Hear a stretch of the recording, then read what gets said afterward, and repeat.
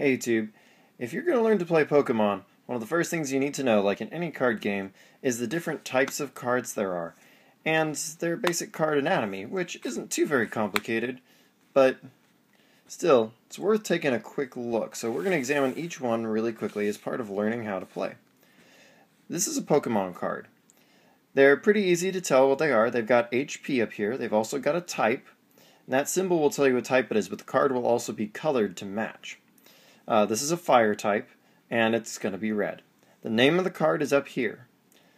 Over here, it'll tell you if it's a basic or an evolution of some kind. Now, we won't get into evolving and whatnot just yet. We'll do that in another video. But it even tells you, though, that it evolves from Fennekin. So even if you don't know Pokemon that well, the cards will tell you what you need to do anyway, so you don't have to worry about that too very much. There's some basic, mostly just for fun facts right here on this little bar, but you don't really need to worry about that. And any attacks you're going to have or any abilities will be listed right here in this section. Now, not all attacks deal damage, like Brixton's Clairvoyant Eye doesn't deal damage, but it does have an effect. This attack down here, Firetail Slap, does damage, and it has an effect as well. And we'll talk about attacks and abilities a little bit later on. Just for now, know that that's where these are found. Down here you've also got weakness, which has to do with how much damage you take from attacks, and this Pokemon doesn't have any resistance, but if it did, it would be listed right here. There's some flavor text right here just for fun, collector's ID number and whatnot, the illustrator.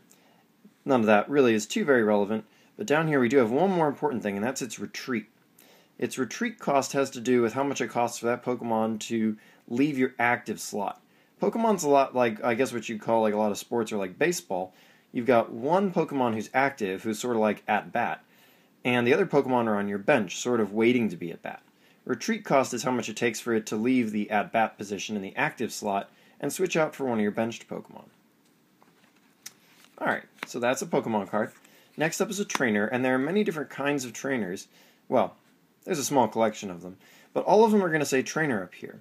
And what different smaller type, its subtype if you will be listed here. This is an item card.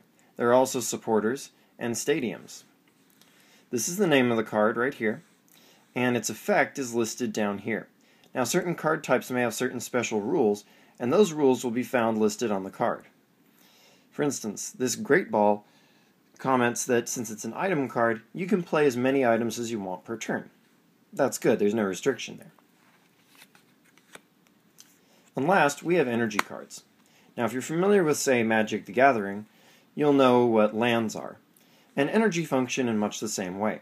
They help you power up your attacks. You can play one per turn, unless, of course, an ability or an attack states otherwise. Basic energy, like this one, do nothing but provide this one energy that's shown on the card.